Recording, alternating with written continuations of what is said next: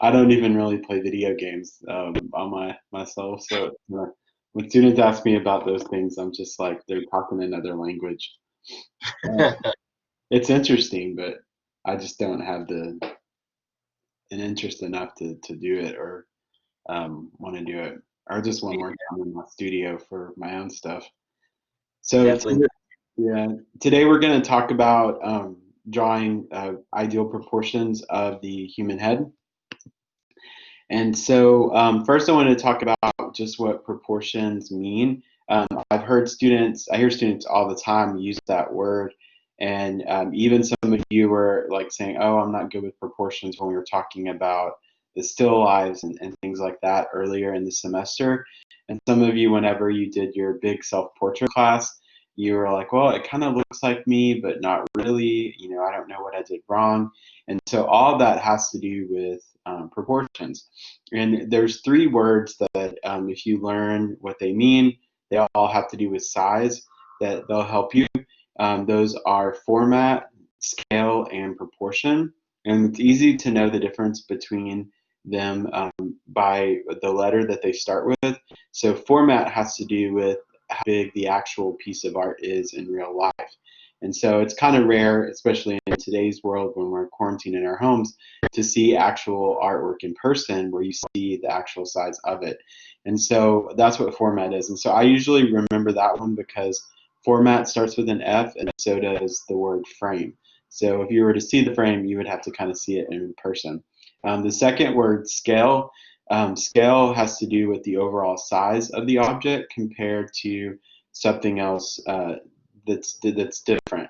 And so we use scale references. A lot of times we'll use one object to describe the size of another object. And so we'll say, oh, this is so many feet long. And that measurement, the idea of using feet, was actually like a human foot. In Egyptian culture, they used the fist to measure things.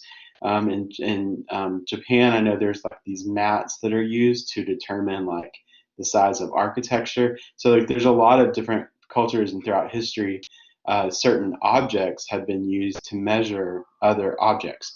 So separate objects being compared to each other in terms of size, that has to do with scale. And so they both start with an S. And then proportion, it starts with a P, and so does the word parts. And proportion has to do with parts of a whole and how those parts work together to make the whole object. And so whenever we talk about proportion, that means everything's in the right place and it's the right size, okay? And so proportion has to do with parts of a whole. And we can tell when something has ideal or good proportions and not so proportions. Now, in this class earlier on, I told you that, to draw, all you have to do is to learn to see. And that is true. But just like if you're learning to cook, it is sometimes nice to have a recipe that you kind of memorize and then you can kind of play around with it and add your own things and, try to do things a little bit differently. So the same thing is true for drawing. Everybody's face is slightly different, and there's not one way to draw, a human image. However, having this knowledge of about where things should go can kind of help you so that if something doesn't quite look right, you'll know, well, that's not really where it should go, and then you can kind of cater that to work for each individual person that you are drawing. So whenever we lay out the ideal proportions, that's what we call face mapping. Now, when it becomes a problem is when you're unable to abandon those guidelines and see how the person's face is unique. And normally in class, we would do today's lesson, and then the next week we would pair up in class and you would draw each other. And sometimes I have students, they won't even look at the other student. They just draw this like ideal face again because they're like, oh, I have to make it perfect like Mr. Dyer showed us. And that's not really true. So you want to keep these things in mind, like where things line up, but you still want to look at the actual person, that you are drawing. So we're going to look at some examples of that going forward today. All right.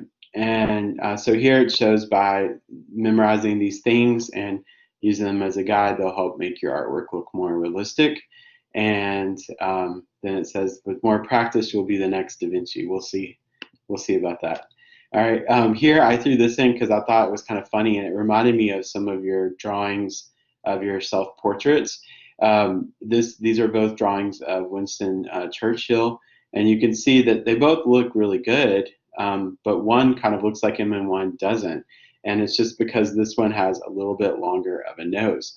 And so it's showing that just by getting one little thing off, it's going to look different. And so that's why if you draw, if your self-portrait earlier in the semester kind of looked like you, but not quite, or if you've drawn other people and you're like, well, it kind of looks like them, but not really, there's probably just some little thing that's off that you didn't notice. And some tools to help you notice that are like using your drawing tools to measure, like I showed you before, but also to turn the drawing upside down, and maybe you'll notice those things as well.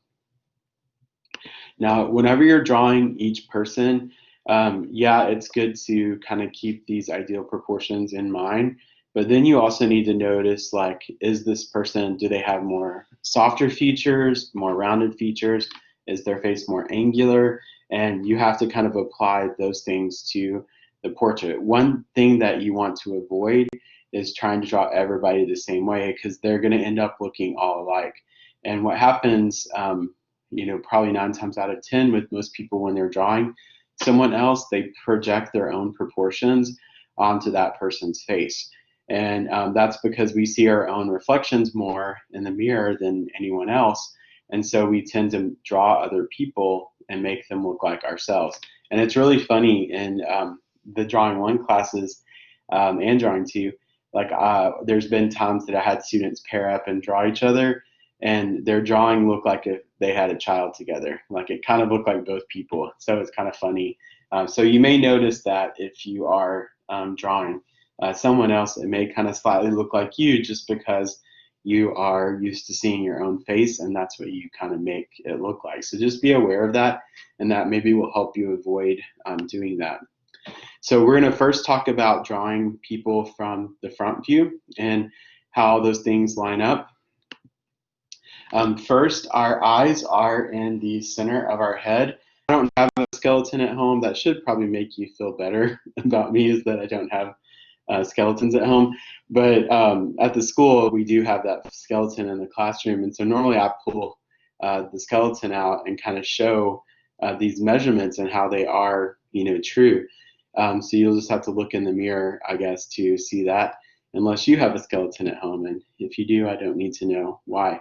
But the eyes go in the middle of the head. And if you measure, like, from your eye to the very top of your head, and then from your eye line down to your chin, it's pretty much in the center. And a lot of times we tend to draw the eyes higher up because we forget, that there's so much above our eyes. And so we want to always put our eyes in the center of our head, and then everything else is measured from the eyes. So here it just shows you, like, if you're drawing, if your eyes are too high, which some of you did that in your self-portrait earlier in the semester, it can look kind of off. So we always want to put the eyes in the center of the head. Now, whenever we draw eyes, a lot of times students want to simplify them, and it's always best to think of the anatomy behind the drawing. And so whenever we look at someone's eye, it's a sphere that's covered in skin, okay? So when we draw them really flat looking, it doesn't look real. It looks like a cartoon. And sometimes I have people, they always want to put like a big white dot in the center of the eye, and that's not someone's soul, that's just the light reflecting off of it. So that can be anywhere within the eye, and there may be more than one speck of light depending on the light sources that are present in the room that the person's in. Another thing I want you to notice is that the eye is not completely symmetrical. So it really is more of kind of an almond shape with like a tear duct and everything. So try not to simplify it because that's going to make it look more like a cartoon. Also, this person is actually opening their eye to look a little bit more shocked, so you can see their full iris and pupil. But when someone is resting their eyes naturally, usually part of the iris is covered with the upper lid.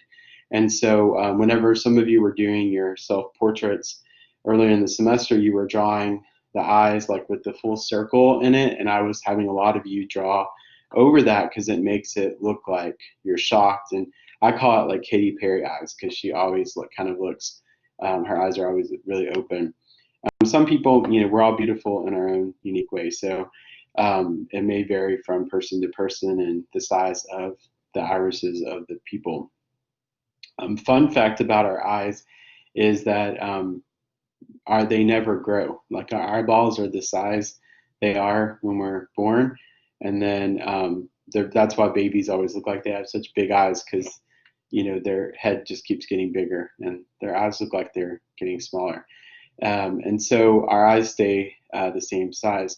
And here you can see the diagram showing kind of how the skin layers over all of that. And then this drawing shows you how when the eye is resting, the upper lid overlaps the iris, and it looks more natural when it's drawn this way. And I have a few examples of just drawing eyes, because I know a lot of students kind of struggle with the things up close. So this should help you with your homework, practicing these things. So this is the level of quality that I want to see in your sketchbooks. Okay, so the next thing is once we draw the eyes in the center of the head, there are about 5 eye widths across the head, and I'm gonna show you how to do that in a minute.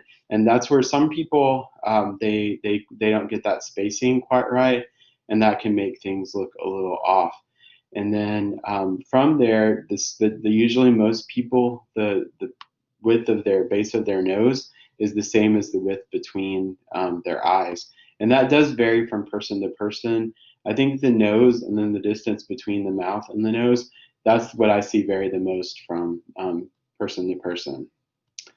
All right, and then with the noses, a lot of people are scared to draw them. I've had students before, they don't draw them and they just put 2 black holes because they're scared of noses, and I don't know why. It's not scary, it's just like a triangle kind of coming off the face. And so if you notice, the nose actually begins from the brow bone and it comes down to the bridge of the nose and then to the tip and ball of the nose and the nostrils. And so we're going to look at some ways to draw that more effectively. Here you can see we don't always have a line on both sides of our nose. This can be depending on how prominent your nose is, or also the lighting of the room, if it's on one side or another. And so you don't always see those lines, and you don't always see the person's nostrils. If their nose is more down, like lower, then you may not see their nostrils when they're looking forward. If it's more up, you may. So it just depends on the person. And so you can't draw everybody's nose the same because they're not. If there's a light above, a lot of times the area underneath the nose tends to be in shadow, and you almost see like a triangle under the nose, and then you see kind of like a cast shadow under here too. So those are just some things to kind of notice as you're looking at people, because to me it's always easier when I can block in shapes of the shadows, and that's what we were focusing on when you did those large self-portraits earlier in the semester. Now, with our mouth, if you think about it, our jaw is detached from the rest of our skull, and it's just connected with tissue and stuff. And it is pretty narrow. I mean, if you feel your chin, that's what your teeth are attached to, and it almost has like the feel of kind of like a cylinder or a can. And the same thing with our upper teeth too. So a lot of times we want to draw mouths like really flat, but we have to realize that they're wrapping around this cylindrical shape of bone. And so our lips and everything, they wrap around instead of just going straight, okay? So that's just something to consider. Also, if there's a light above, our upper lip is coming out and then going in. So a lot of times our upper lips tend to be more in shadow if the light's above, and then our bottom lip is coming out, and so it tends to catch the light and then cast a shadow underneath. Every time you hear that sound, that's more and more emails that I'm getting, by the way. We talked about teeth and how to be careful drawing like a big bold line between each teeth because it can read as a space between them. And so, just remember those details that I shared with you before. Here, these are just some more diagrams kind of talking about the different shapes and that you'll see in the nose and the mouth. And then here's a pretty nice drawing of a mouth, and you can again see that shadow that's cast underneath the bottom lip, and then how usually the upper lip tends to be more in shadow as well. Now, everybody's lips are different. Some people have, really small lips. Some people have really big lips. It just varies. And then some people, inject stuff in their lips. So, it just depends person to person. Same thing with ears. The ears, a lot of students are scared to draw them. And I mean, to me, I think they're one of the coolest looking features of the face because they're like little seashells kind of attached to our ears, to our head. And whenever someone's looking forward, you don't really see a lot of them because they're going back. But in a profile view, of course, you're going to see more of it. So we're going to talk about the layout of those and kind of how to draw those in just a moment. And then this diagram, it just kind of goes and shows you more of the things that we're going to go over. But I just wanted you to see I have a lot of stuff on here to help you out as you're learning to draw. And the demo that I'm going to do, I have it step by step here. So if you're like, I don't remember what he did next, and you don't print that paper that I showed you, it literally shows you step by step. But to me, this one doesn't really look super finished. I would hope yours would look a little bit more finished than that.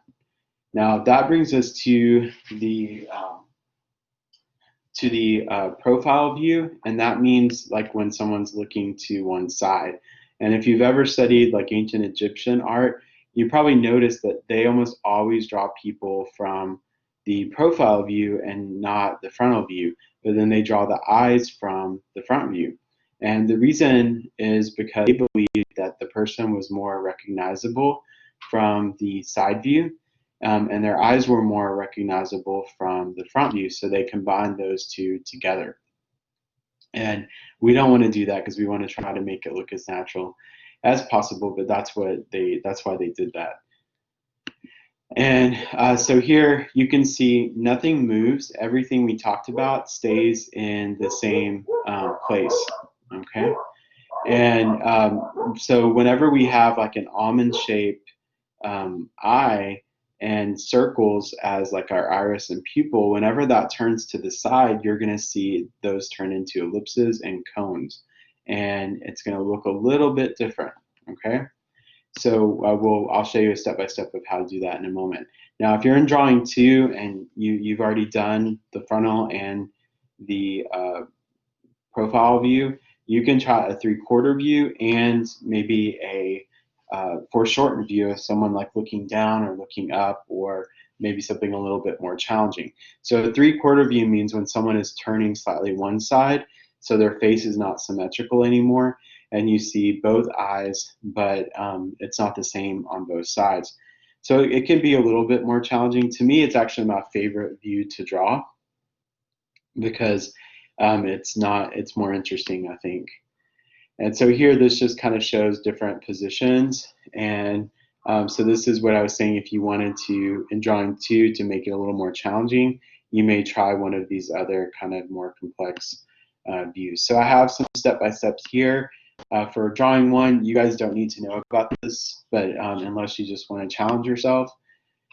To me, this first example is kind of cartoony looking. I pulled a lot of this together from other PowerPoints and websites and stuff that I found.